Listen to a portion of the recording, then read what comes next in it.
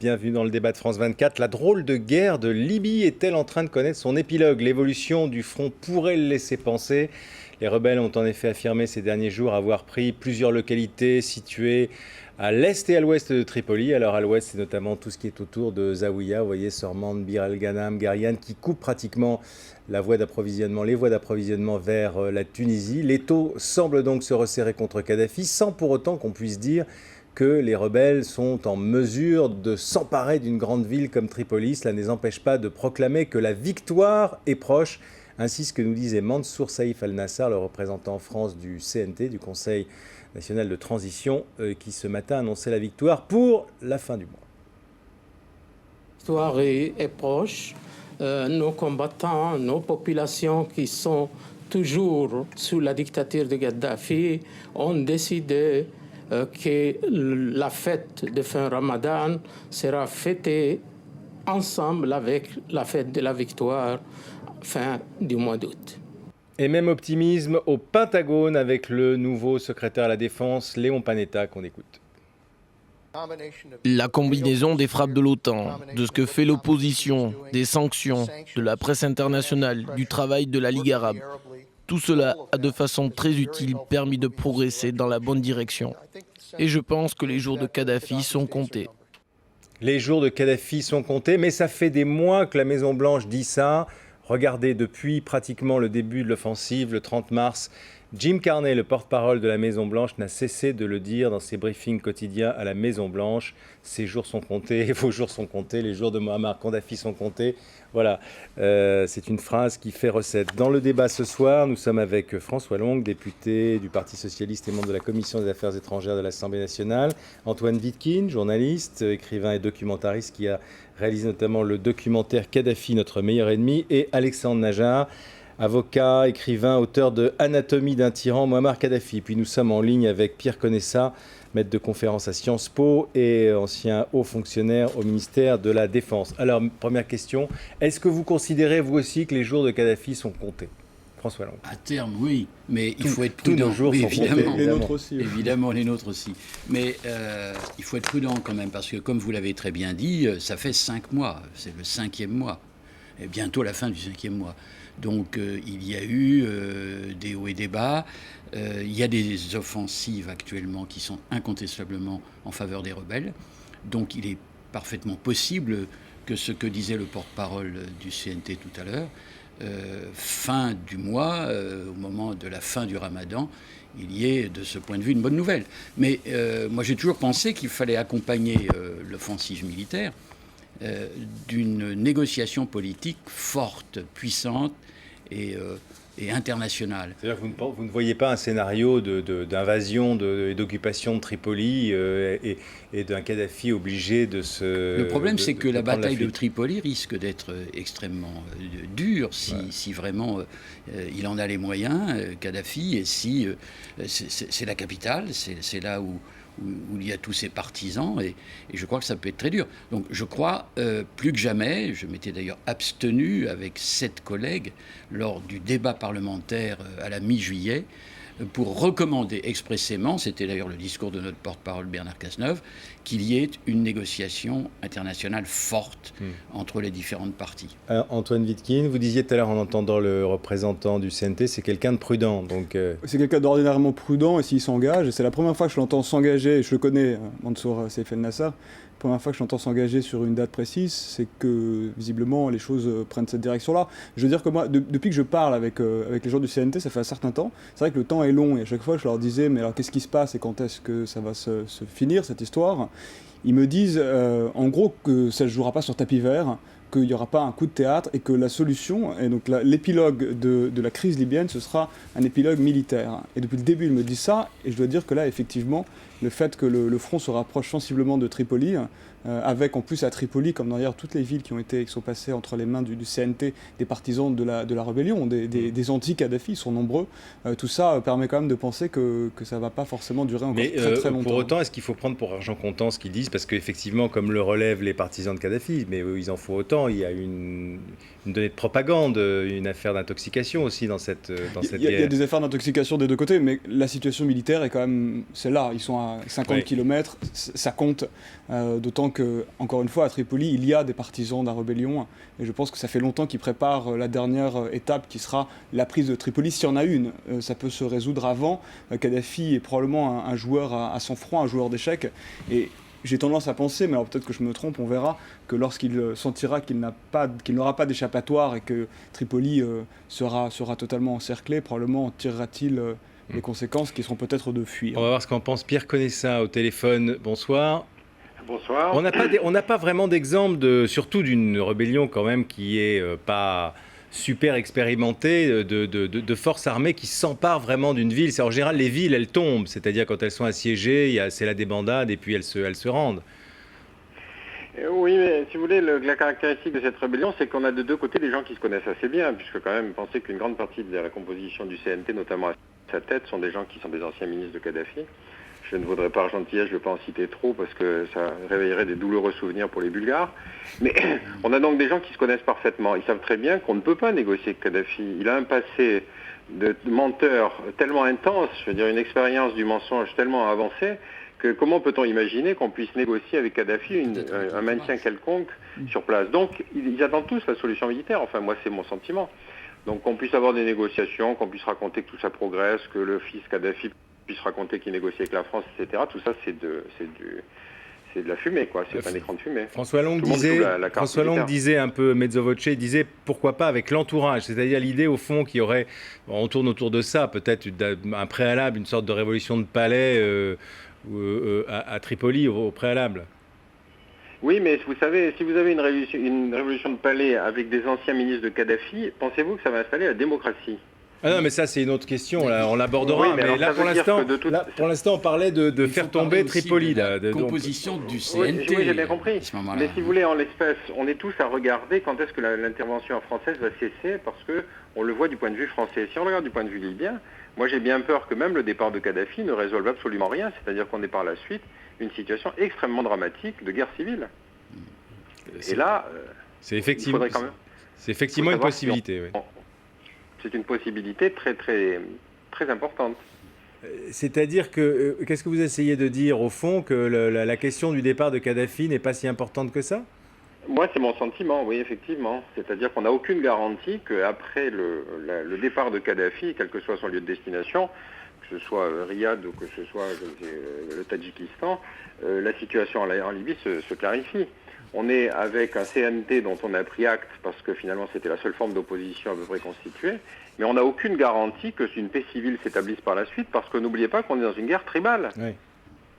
Alors après ça, nous on aura une responsabilité très lourde, si vous voulez, à assumer, c'est-à-dire qu'on a déclenché une mécanique et ensuite on ne connaît pas les moyens de la solution. Alors, on reviendra peut-être à l'aspect militaire puisque vous abordez cette question, peut-être qu'on reviendra à l'aspect militaire plus tard, mais c'est vrai que là par exemple on a une rébellion qui fait des efforts pour être crédible parce qu'elle publie une nouvelle charte de 37 pages promettant une Libye démocratique. Alors il y a toujours cette phrase, et c'est un peu ce qui s'est passé aussi en Égypte, c'est quand même étonnant, qui dit « Si la charia, donc la loi islamique, est toujours la source principale de la loi, nous garantirons les libertés publiques et individuelles, les droits humains fondamentaux. » On ne voit pas comment la charia pourrait se concilier avec la démocratie. Mais bon. Et puis il y a aussi la composition du CNT qui va émerger au bout du compte en cas de victoire, quelles sont les équipes, les tendances, les forces qui finiront par prendre le pouvoir. Et ça, rien n'est résolu de ce côté-là. M. Conessa y a fait allusion s'agissant de certains membres du CNT qui sont d'anciens tortionnaires ou d'anciens proches de Kadhafi, ceux qui ont torturé les infirmières bulgares, par exemple. Il faut savoir qui va finalement... C'est pour ça que la négociation, le temps politique doit succéder au temps militaire.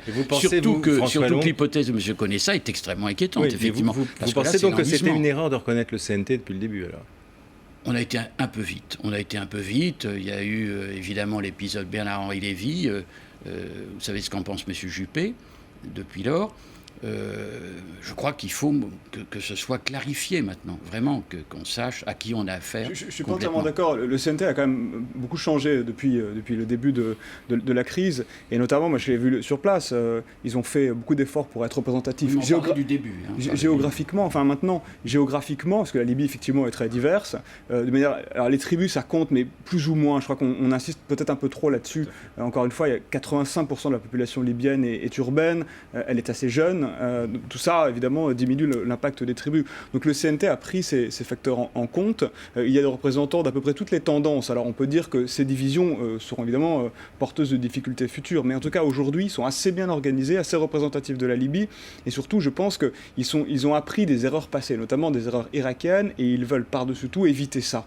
Et c'est aussi pour ça que le CNT, alors peut-être pas à échelon suprême, c'est-à-dire au niveau de Kadhafi ou de son entourage, mais à échelon intermédiaire, le CNT discute énormément avec des responsables libyens pour gérer la Libye de demain. Je ne parle pas d'après-demain ou de l'avenir politique institutionnel. Il y a des contacts qui ont été pris effectivement en Tunisie, démentis, mais enfin qu'il y a eu des témoins oculaires. Mais ça fait même quelques semaines qu'on sait par exemple que la police libyenne continuera d'exister, que le maintien de l'ordre sera la responsabilité de telle ou telle personne, tel ou tel groupe. Donc voilà, ce ne sont pas des gens totalement irresponsables. Alors Alexandre Najjar, on l'a pas entendu. Le plus dur sans doute commencera après la chute de Kadhafi. On n'a pas encore entendu Alexandre Najjar. Je pense d'abord que le CNT est un interlocuteur important et qu'on voit d'ailleurs dans d'autres situations comme en Syrie où l'opposition est réelle, mais elle n'est pas tellement bien organisée au niveau d'une institution ou d'une entité comme le CNT.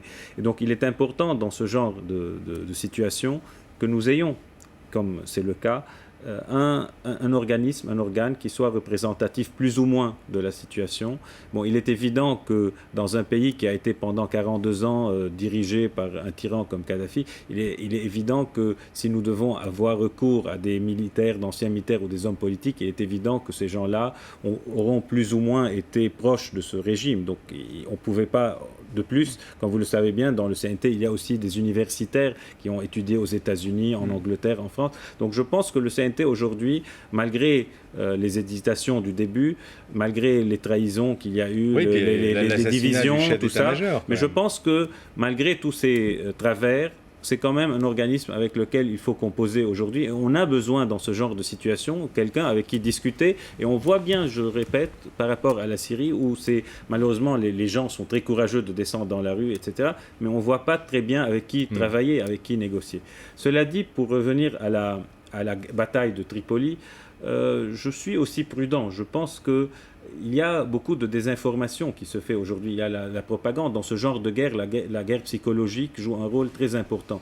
Donc il est évident aujourd'hui que dans le camp des rebelles, on va crier victoire, on va dire on prendra le petit déjeuner dans une semaine à Tripoli. Et de l'autre côté, on verra qu'à Tripoli, on va dire mais voilà, on vit très bien, on va au cinéma, on organise des fêtes.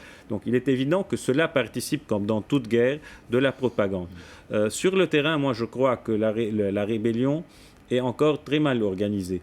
Sur le terrain, ils ont les moyens de prendre des petites villes. Ils l'ont fait, mais avec beaucoup de difficultés. On voit bien sur les photos, les images que nous voyons à la télévision, que ce sont des gens encore très mal équipés et que la coalition, du reste, est très prudente pour les armées parce qu'elle n'a pas très envie de voir certaines de ces armes se retrouver aux mains d'Al-Qaïda. Donc il faut être vigilant, je crois, que, aujourd'hui, avec les routes de la Tunisie qui sont coupées, il est évident que Kadhafi est dans une situation encore plus délicate qu'il ne l'était, mais il ne faut pas crier victoire très vite, il faut rester vigilant, il faut aussi voir si la rébellion aujourd'hui a les moyens justement d'aller plus loin et de conquérir une ville. Ce qui m'amène à la question, est-ce qu'à votre avis le travail de la coalition est terminé, c'est-à-dire est-ce qu'elle a fait tout ce qu'elle pouvait faire pour aider les rebelles, tout ce qu'elle voulait faire, c'est-à-dire dans les limites qu'elle s'est elle-même fixées pour les raisons que vous venez de dire, et est-ce que maintenant c'est une affaire qui va se régler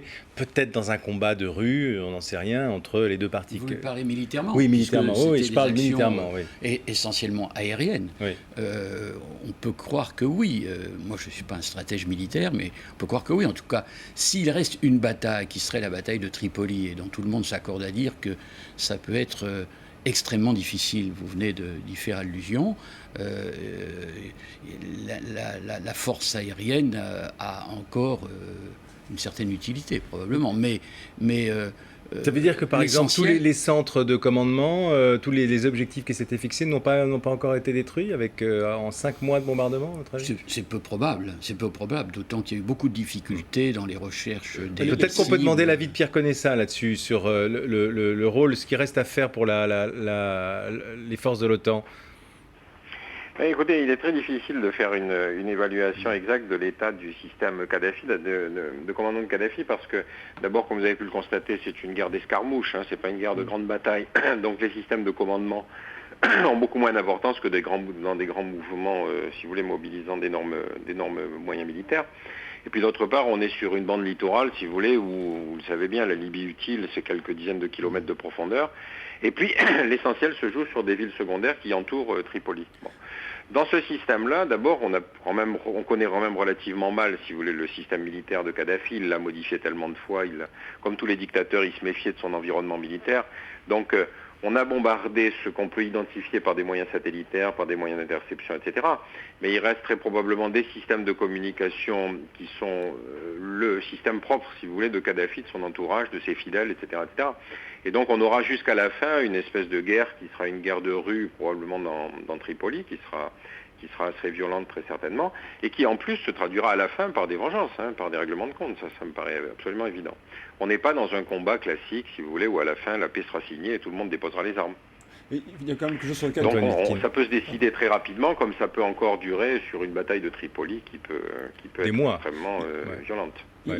L'appui aérien de l'OTAN, quand même, il faut pas se leurrer, et c'est un avantage décisif, écrasant, et il s'est quand même passé quelque chose d'important ces derniers jours. C'est qu'il y a encore quelques jours, les rebelles sur le front ouest disaient qu'ils n'avançaient pas parce qu'ils attendaient le feu vert de l'OTAN. On peut donc en déduire qu'ils ont eu le feu vert de l'OTAN pour avancer.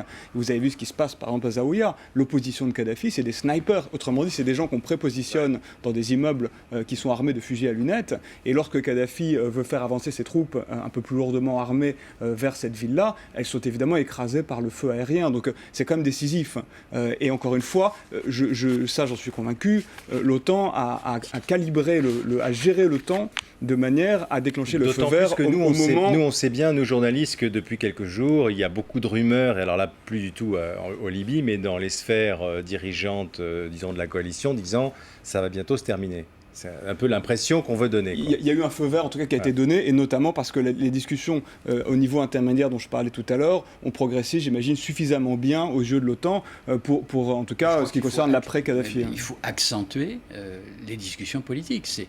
Je crois vraiment que le temps politique est venu et qu'il ne faut pas se focaliser sur la bataille de Tripoli. Alors, on va en parler dans un instant, on marque une pause. Il y a quand même une capacité internationale qui devrait nous conduire à des négociations et à de vraies discussions. On marque une pause avant la suite de ce débat et je vous rappellerai les grandes lignes de l'actualité du jour. À tout de suite.